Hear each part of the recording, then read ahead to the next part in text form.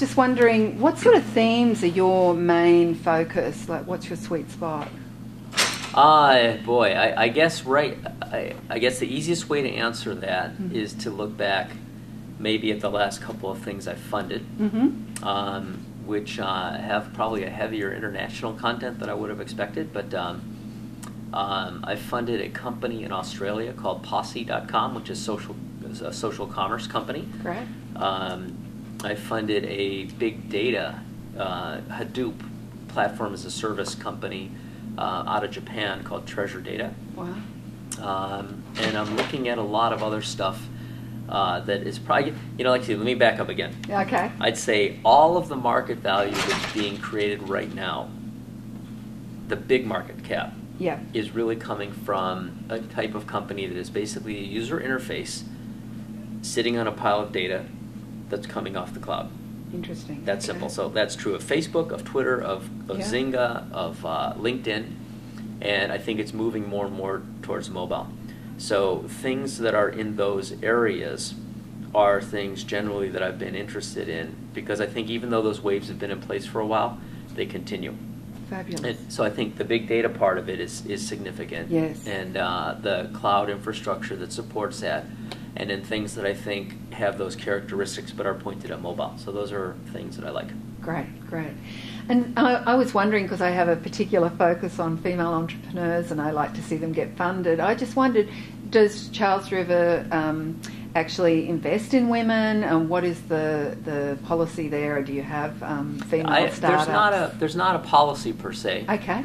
I actually, the one I mentioned, Posse.com, is a female entrepreneur. Ah, a female Aussie. Yes, Woo. named Rebecca Campbell. That's great. Very unusual background. She was an artist manager with a kind of a record company. Yeah. So she found and grew the band Evermore, and dozens of other bands, and somehow ended up in the tech business, but she's just a killer. Great. Okay, so you have invested in women, and you see the potential for female startups. And I'm actually I've verbally committed, but we haven't closed yet. Okay. To a fantastic entrepreneur from she lives in the UK now, but grew up in Jamaica, of all places. Wow. Named Alexandra Chong. Very unusual, in fact. She has an Asian name, but she's blonde. Yes. And she lives in London, but she has a women's social networking site. Great. Which has a very unusual and potentially controversial section, which is a little bit like Hot or Not, if you remember that site. Yes. For women rating their dates. Wow. And they rate the men on 5 or 7 different facets, kind of appearance, generosity, sense of humor, how good they are in bed, and it's invite only, but it's, I have a feeling that it could go very viral. So it's great to hear a VC speaking about investing in companies like this, because I was involved in the online dating industry years back, and I know it was a bit of a touchy sort of area. So it's fabulous that you're seeing the opportunities in these different sites. Obviously, I'm really impressed that you're investing in companies that are outside the US, because I originally came from London and Ireland, and it's really tough there to get venture funding, and was part of my prompting me to want to help women globally.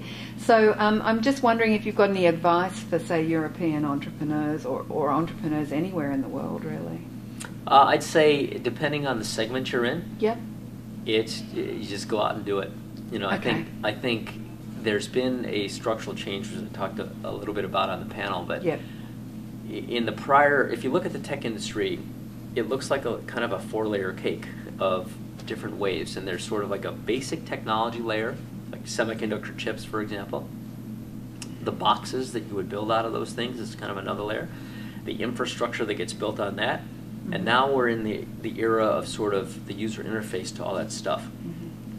All of the prior layers tended to be very capital heavy projects where you needed to have armies of engineers working on stuff to deliver a product, and now it's almost as if the products that are coming to market at this point in time are reassembly of other people's codes.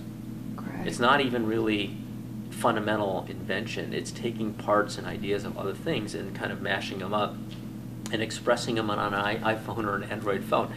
And the cost to do that these days is not very much. Yeah. So I did fund, for example, TweetDeck out of London. Fabulous, yeah. So I was one of the angels in that project. And by the time I got to know the entrepreneur, he had already launched his product, and it had started to get some user traction already. Yeah. So I think it's a lot easier these days for an entrepreneur to get a team together and show people what they intend to build than it used to be.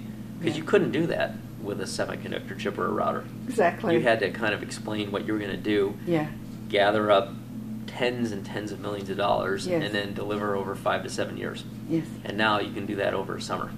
And you did say on the panel that for companies outside of the US, it's much better to actually have some sort of product to pitch towards a VC. Yeah, I think, when you're dealing within the Silicon Valley, while there are always new people coming in and starting things that can become massive, like, when Mark Zuckerberg moved here after putting Facebook together, the vast majority of entrepreneurs around here have pre-existing networks, and they're very referenceable.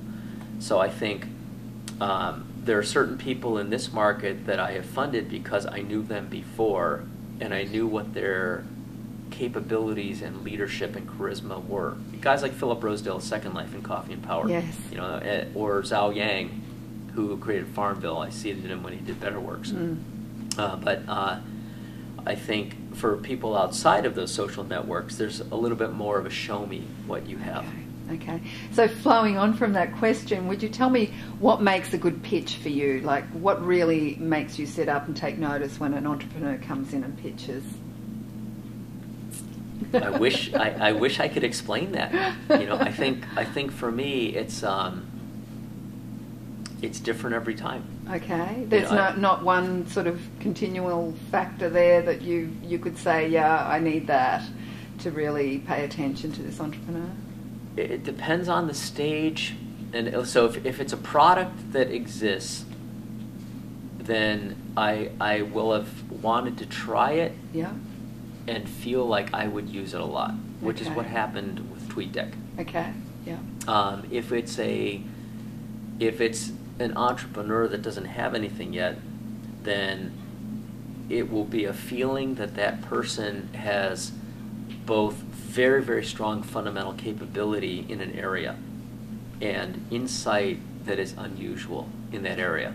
So a Philip Rosedale on Coffee and Power, obvious.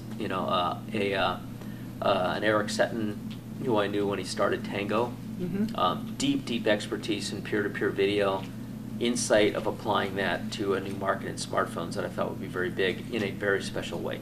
Right. So I think it's that combination. Okay, fabulous. Well, thanks again for your time today. It's really been a pleasure meeting you and interviewing you.